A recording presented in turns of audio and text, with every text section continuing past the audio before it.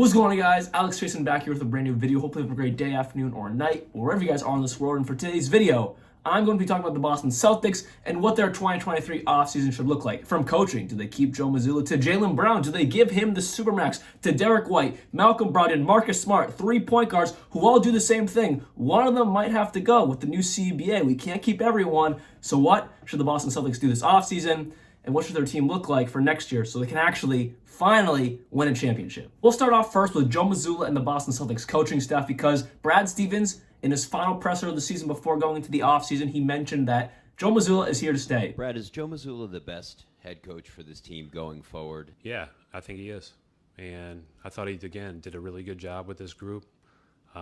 Everybody's going to overreact to the best players and coaches after every game. That's always the way it is. Our players, our staff, everybody around him, believe in him, and we got to do our best to support him going forward. Is he Ime Udoka? Absolutely not. Ime Udoka was a fantastic coach. Everyone loved Ime Udoka because Tatum and Brown had a choice in choosing their next coach, and they all agreed on Ime Udoka. They didn't have a choice on Joe Mazzulla. He was kind of unfortunately thrown into a situation that he wasn't quite ready for. But with that said, he did grow a ton as a coach, and I think it's only fair to give him a shot. 1 year under his belt. And when you're a rookie head coach, getting one game away from the finals, again, I think it's a failed season. But when you look at it in that lens, that's better than 99% of rookie coaches. 1 game away from the NBA Finals, you do have to give him props for that. And realistically, I should too. So we know Joe Mazzulla is here to stay, but a rumor that's been going around is a bunch of the current assistants behind Joe Mazzulla are going to be going to Houston this summer to work with Ime Udoka, because originally, obviously, they were Ime's assistants. It's the same staff that was here when Ime was here a few seasons ago. So they're most likely going to Houston and work with Ime like they wanted to originally. They didn't sign to work with Joe Mazzulla. So I understand that. That's what they want to do from a business side and a work side. I understand they're probably going to go to Houston. I think one of the biggest reasons why we didn't get to the pinnacle overall from the beginning of the season to the end of the season was the assistant coaches behind Joe Mazzulla. Joe Mazzulla was a rookie coach.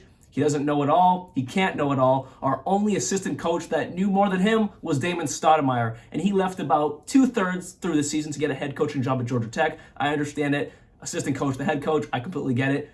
A little frustrated because I think he would have helped maybe put us over the edge in that Game 7 because he had the most experience behind Ime Udoka last year. He wasn't here for us in that Game 7 or the playoff run because, like I said, he got a head coaching job at Georgia Tech pretty much 2/3 through the season. I think it was around March, because I remember I went to the Hawks Celtics game down in Atlanta over my March break, and like 2 days later he went to Georgia Tech. But anyway, so he was gone, and then after that, all the assistant coaches were just like replicas of Joe Mazzulla. Young, not ready to coach. Young, not ready to coach. Young, not ready to coach. Not their fault. They got pushed up a leap once Ime was gone, and they got pushed up another leap once Damon Stoudemire was gone. So not completely their fault, but I think most of them will be going to Houston. So with that said, I want better assistant coaches behind Joe Mazzulla. I wanted Frank Vogel, but now we know he's going to Phoenix, so that's not really going to be in the cards for us. Obviously, that's way out of the cards now. I'm thinking of people like Mike D'Antoni. I think that'd be a really good assistant coach for us. He's older, probably not looking for a head coaching job anymore. I mean, I'm sure he'd accept, but I don't think he's going to get one. So I would definitely take him on the coaching staff with Joe Mazzulla, really train him up and create a better Joe as a head coach, because he's young. I think he has all the potential in the world. He definitely grew from the beginning of the season to the end of the season. He was put in a very tough situation. As much as I was mad with many of his calls, you got to realize the man's younger than Al Horford. Think about that. And I think someone like Mike D'Antoni as an assistant, not as much pressure on him, can kind of coach Joe up to a better coach. Another name I'd like to see on the Boston Celtics coaching staff next year, Stephen Silas. Head coaching experience. Now, was it great coaching experience? No. It was in Houston, didn't really work out. He got fired, but I don't really think it was his fault. I just think they're in a rebuild mode. And obviously, if we can get Ime Udoka, I would do the same thing as well. So with that said, Stephen Silas would be a great fit on our bench. Like I said, from the Boston area. He has visited our practice facility many, many times. I think over the last few months, he's visited a couple times. So definitely, there's interest on both sides there. So I'd definitely like to see a great mind like Stephen Silas on our bench, because I don't know if he's going to get a head coaching job. He's probably not. All the big jobs are taken, and he's probably not high on people's list for the jobs that are available. So with that said, I'd like to see Stephen Silas and Mike D'Antoni possibly on the Celtics bench next season. Now let's jump into the players, because I think there's a few things to shake up this offseason, especially with the new CBA making it very hard to form super teams. Now, do we have a super team? No, we don't have a big 3, but we do have a big 2 in JT and JB. JB's looking to get the biggest contract in NBA history, 5 years for $290 million. Do we offer him that? I'm going to just put it here. No clickbait, obviously. Why would we not offer a top 12, 15, on some days, top 10 player in the NBA the Supermax. Why would we not do that? No player has never not accepted the Supermax. So when we offered to him, which Brad Stevens said he can't really touch on the topic because it's not ready, his contract's not ready to be talked about till July, but he did say that we do want Jaylen Brown here for the long term. So obviously he's saying we're going to offer it to him. So with that said, why would we not want that? Now, there's been so many rumors from left, right, center, straight, whatever, that Jaylen Brown wants out. We don't want him. We want to trade him. At the end of the day, we're going to offer him this contract. He's going to accept it. 3 years down the line, request a trade? Sure. Or 1 year down the line, can you request a trade? Sure. But at the end of the day, he's going to accept that contract, and he's going to be a Boston Celtic going to next season. So that's not even a topic to touch on. He's going to be a Celtic going to the next season, but he can request a trade whenever he wants. But obviously, he's going to accept that money first, because even if he doesn't want to be here, he's going to accept that bag because he's not going to get anywhere else, and it's going to be the biggest contract in NBA history. So I don't want to hear it. He's going to be a Celtic at least going to the next season, and then we'll cross the bridge if he wants to leave at another time. But anyways, let's continue with all these contracts. Jason Tatum, he's going to be up for his Supermax next offseason. That creates a big issue with guys like Malcolm Brogdon, Derek White, Marcus Smart. Al Horford already restructured he's going to like $10 million and $10 million over the next 2 seasons, so a very light load on the Celtics payroll. But Malcolm Brogdon makes $22 million next year, $22 million the next season.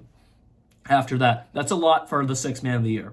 I think he's going to get moved this offseason. I'll touch on a trade possibility after in a second. But then guys like Derek White, he's making $18 and $19 million, and then Marcus Smart is making $18, $19, and $21 million. That is a lot for 3 very good guards that all do similar things.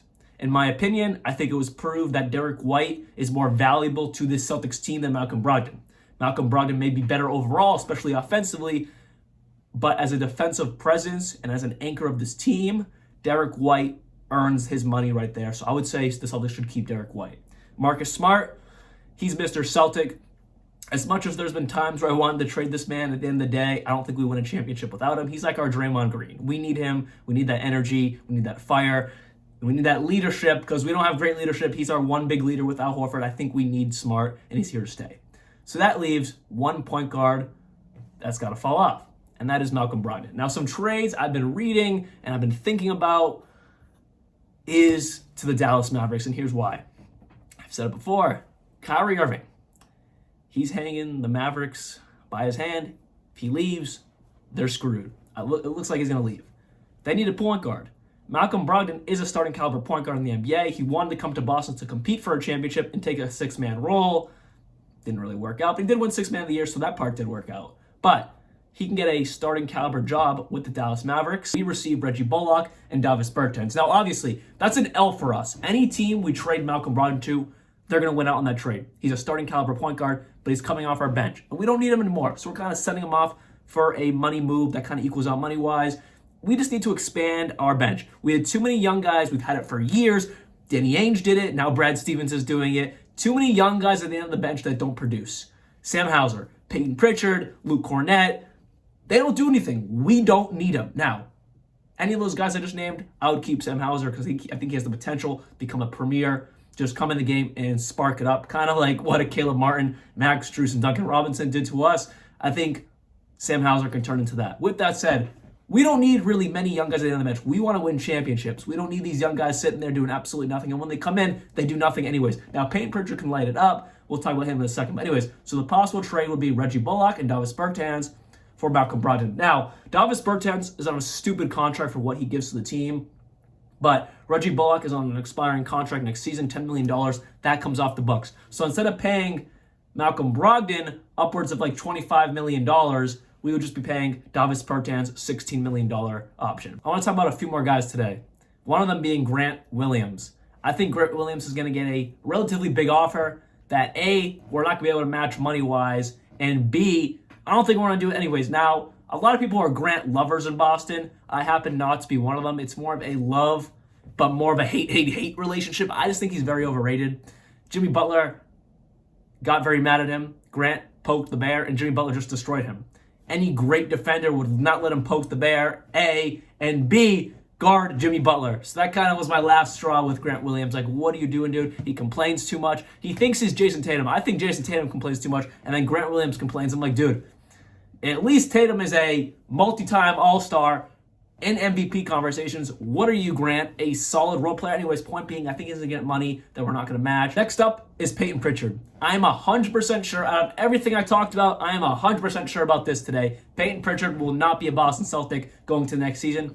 He wants a bigger role, and I'm all for it. I think he deserves it. Is he great? No. I know I was talking some crap about him earlier, saying he's a young guy on the bench that we don't need. Again, he's not great, but when he comes in, he's a spark. But I think if you give him like 25 minutes a game, he can become a very good basketball player because he's the most consistent shooter when he's on, but when he's off, he's useless because he's very tiny and his defense is obviously lackluster because of his size. With that said, I got no clue where he's going to get traded to, but I would honestly probably say the Utah Jazz. Danny Ainge, former Boston Celtics GM, drafted Peyton Pritchard, got a good relationship with Brad Stevens. Danny Ainge likes those types of guys. I could honestly see him going there and getting a bigger role, like a real six-man role with the Jazz. I don't think he's going to start anywhere. I don't think he's a starting caliber guard, but he definitely can be a six-man on a subpar to like kind of playoff team. So with that said, hopefully you guys did enjoy this video. This is my Celtics 2023 preview of their offseason. Like always, peace out.